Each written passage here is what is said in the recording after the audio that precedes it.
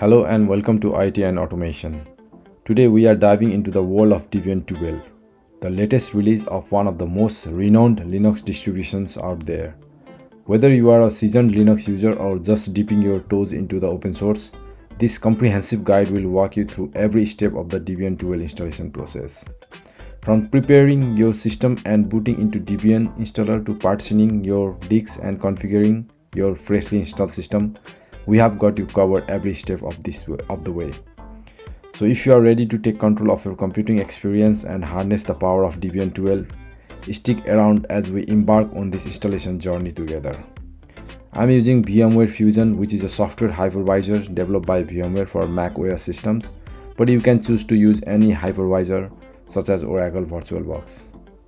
I'm going to download Debian 12, which is the latest version of Debian so far.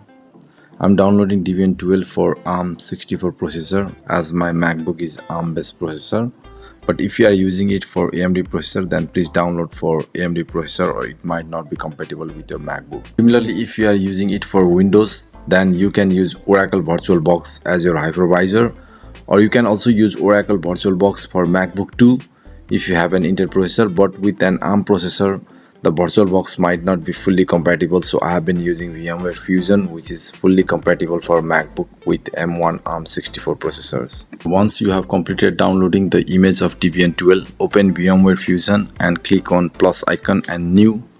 Drag your image which you have downloaded before to start the installation and click on continue, and click continue again and click to finish button. After this, it asks you to save the virtual machine. You can give any name here. I have given Debian 12 IT and Automation for demonstration purposes and hit the save button. Once it is saved, you can see your virtual machine in the virtual machine list. Double click on it to start the installation process. Select install, select language and select your location. Select the language of your keyboard and click next, which will start to install files, libraries and components for Debian 12. This might take few minutes depending on your hardware. After this, it will ask you to enter a host name. Again, you can give any name you like it.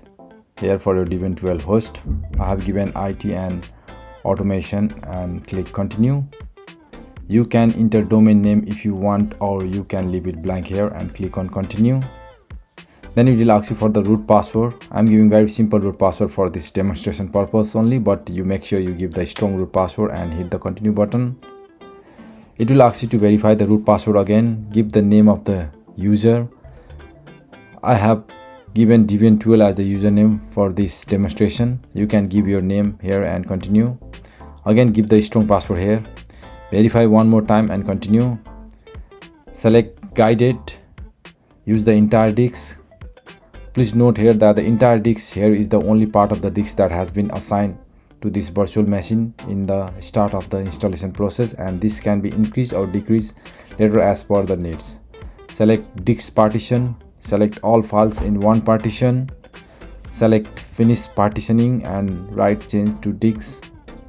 Here you have to select to write the change to disk. Select no to scan extra media. Again, select no to use a network mirror, or you can also choose yes if you want to use a network mirror.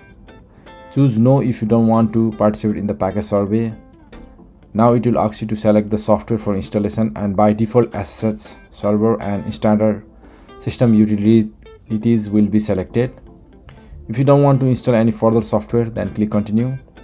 Installation will be completed and click on continue to reboot this virtual machine.